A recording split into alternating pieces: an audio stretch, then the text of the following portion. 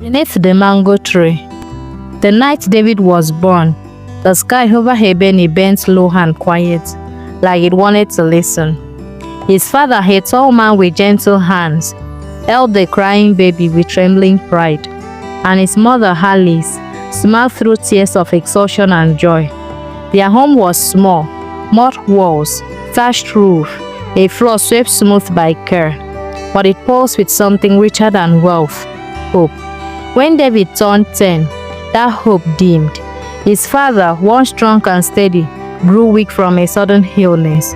The village healer came and went, but nothing could stop the slow fading. One night, as the oil lamp flickered against the wall, Alice knelt beside him, clutching his cold hand. David clung to her wrapper, his little face buried in fear. When the final breath left the man's chest, silence swallowed the room. From that day, Alice carried life on her back. She woke before dawn to fetch water, pounded yam until her palms split, and worked on other people's farm under the burning sun. Her wrapper was always faded, her hair scarf dapped with sweat, but her spirit stood unbroken.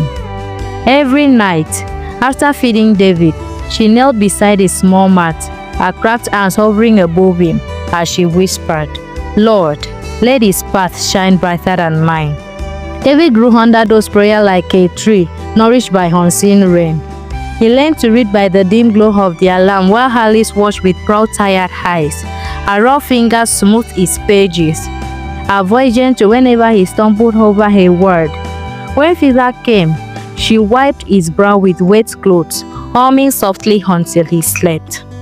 At 20, David left for the city with a small bag and a fire in his heart. Alice walked him to the dusty road at dawn, wearing her best wrapper, a green and yellow cloth she saved for Sundays. Her eyes were wet, but her voice steady. "Don't forget me, my son," she said. "I won't, Mama," he promised. Then he walked away, his shadow stretching long in the morning light.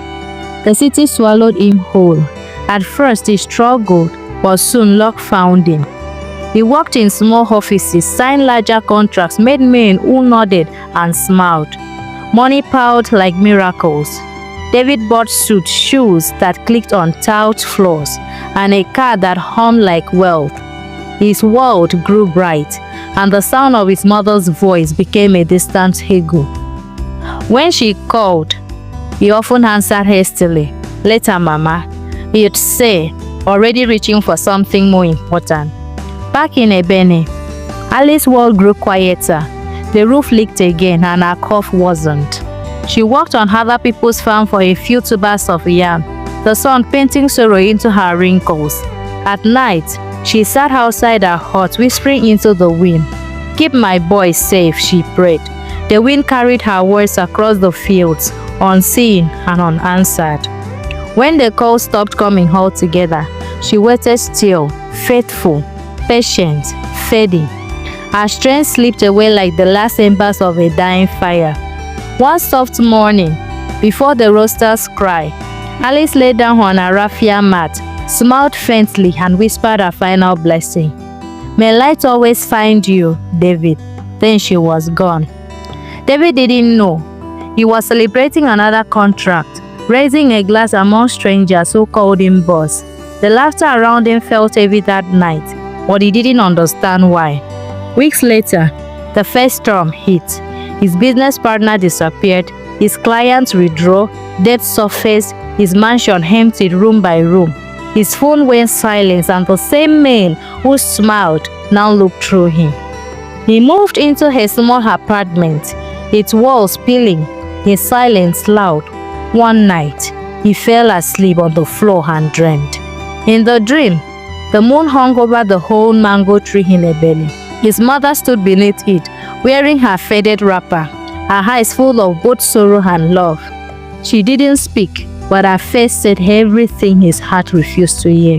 He reached for her, but the wind took her image away. He woke in tears. Morning light crept through the window, revealing a man unmet. He packed a small bag, the same one he had once carried from home, and began to walk. Shoes gone, wallet empty, shame his only companion. The road to Ebeni was long and hot. Dust rose with every step. Villagers saw him first as a shadow, then as a man they almost didn't recognize. David, the once proud son, now barefoot and broken. Some whispered, some turned away, but he walked on until he reached the mango tree and the small mound beneath it. He fell to his knees. "Mama," he choked, "forgive me. I forgot you. I forgot everything." Tears ran into the earth. The wind rose gently through the leaves as if answering. That night, under the same stars she had prayed beneath, David dreamed again. Alice appeared, smiling softly, her spirit wrapped in light. She touched his face like she used to when he was small. "I forgave you long ago," she whispered. "A mother's love never ends, but live rightly now, my son."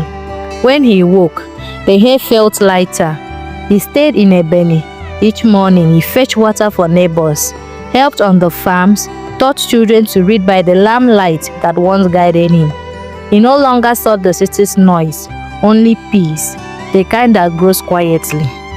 Every evening, he went to his mother's grave. He no longer cried. He knelt and whispered, "Thank you." And in the wind that brushed the mango leaves, he always felt her there, her love, still watching, still forgiving. Even in death, a mother's love remains the home her child can always return to. Thank you for watching the story. Please like, subscribe, and comment.